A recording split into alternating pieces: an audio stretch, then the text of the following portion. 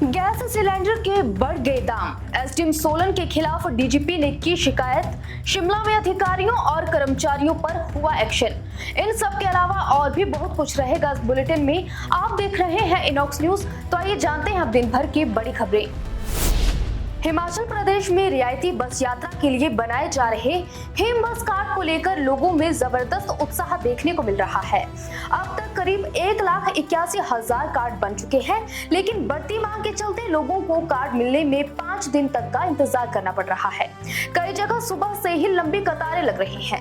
जिन महिलाओं को अभी कार्ड नहीं मिला है उन्हें बसों में पूरा किराया देना पड़ रहा है, जिससे नाराजगी भी बढ़ रही है। वहीं किराए को लेकर कई बसों में बहस की स्थिति भी बन रही है। परिवहन निगम ने भरोसा दिलाया है कि जल्द प्रक्रिया तेज कर सभी को कार्ड उपलब्ध कराए जाएंगे। हिमाचल प्रदेश में महंगाई भत्ते को लेकर मामला हाईकोर्ट पहुंच गया है। एक सरकारी कर्मचारी ने याचिका दायर कर राज्य सरकार पर केंद्र से 15% कम डीए देने का आरोप लगाया है। अदालत ने सरकार को नोटिस जारी कर 4 हफ्तों में जवाब मांगा है। अगली सुनवाई 4 जून को होगी। याचिका में कहा गया कि केंद्र 60% डीए दे रहा है, जबकि राज्य कर्मचारी सिर्फ 45% पर है। साथ ही जुलाई 2024 से रुकी किश्तों को जारी करने की मांग उठाएगी। इसी मामले में एक और याचिका पर 28 मई को सुनवाई तय है। शिमला जिले के ठियोग में पानी सप्लाई के नाम पर बड़ा घोटाला सामने आया है। विजिलेंस जांच पूरी होने के बाद करीब 1 करोड़ 13 लाख रुपए के मामले में 9 अधिकारियों, कर्मचारियों और ठेकेदारों के खिलाफ अदालत ने चालान पेश किया है। जांच में खुलासा हुआ कि जिन टैंकरों से पानी सप्लाई दिखाया गया उनके नंबर स्कूटर और कारों के निकले। यहाँ तक कि बिना सड़क वाले गाँवों में भी टैंकर सप्लाई के फर्जी बिल बनाए गए, बिना टेंडर ठेके दिए गए और नालों का पानी सप्लाई किया गया। मामले में कई अधिकारियों पर कार्रवाई हो चुकी है और ठेकेदारों को ब्लैकलिस्ट किया गया है। हिमाचल प्रदेश के लिए बड़ी राहत की खबर है। जल शक्ति मिशन 2.0 के तहत केंद्र सरकार ने राज्य को 261 करोड़ रुपए की सैद्धांतिक मंजूरी दी है। मुख्यमंत्री मुकेश अग्निहोत्री ने इसकी जानकारी देते हुए केंद्र सरकार और जल शक्ति मंत्री का आभार जताया है। इस राशि में 146 करोड़ से अधिक multi village scheme, 31 crore single village योजनाओं और 56 करोड़ सहयोगी गतिविधियों के लिए शामिल है। वहीं जल गुणवत्ता निगरानी के लिए भी 22 करोड़ से ज्यादा की स्वीकृति मिली है, जिससे प्रदेश में रुके कार्यों को गति मिलने की उम्मीद है। हिमाचल प्रदेश में शहरी निकाय चुनावों के लिए नामांकन प्रक्रिया शुरू हो गई है, जबकि पंचायत चुनावों के लिए नामांकन 7 मई से शुरू होंगे। सरकार ने पात्रता और अपात्रता को लेकर साफ दिशा निर्देश जारी किए हैं। आउटसोर्स कर्मी, होमगार्ड, कृषि मित्र और लंबरदार चुनाव लड़ सकेंगे। वहीं anganwadi worker, mid day meal worker, जल रक्षक और सहकारी समितियों के कर्मचारी चुनाव नहीं लड़ पाएंगे। अतिक्रमण करने वालों पर भी 6 साल की रोक रहेगी। आशा वर्करों के लिए चुनाव लड़ने पर अभी अंतिम फैसला बाकी है। हिमाचल प्रदेश में शिक्षा विभाग में बड़ा प्रशासनिक बदलाव हुआ है। डॉक्टर हरीश कुमार अवस्थी को पदोन्नत कर उच्च शिक्षा निदेशक नियुक्त किया गया है।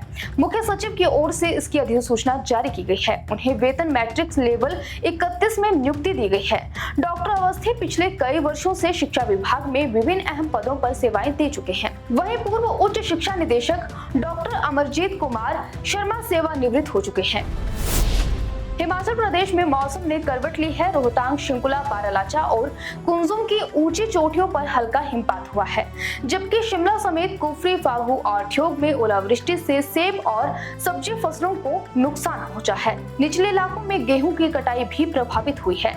मौसम विभाग ने 3 और 4 मई को तेज आंधी और बारिश का अलर्ट जारी किया है।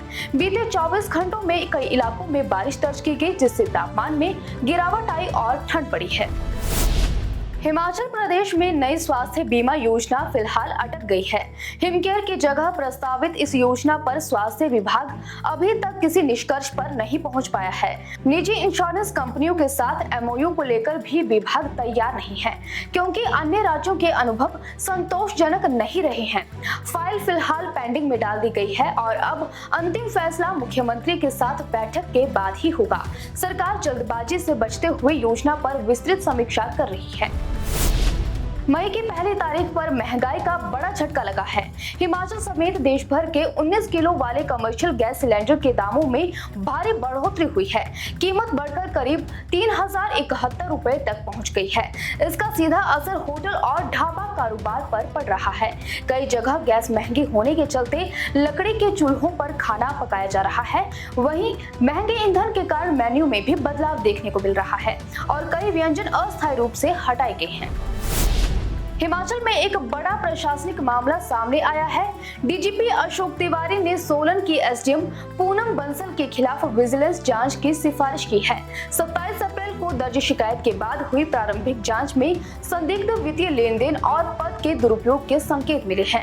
आरोप है कि एसडीएम के पति ने करीब 40.5 लाख रुपए ट्रांसफर किए, जिसके बाद जमीन की रजिस्ट्री तीसरे व्यक्ति के नाम पर हुई। मामले में बेनामी लेन देन और नियमों के उल्लंघन की आशंका जताई गई है।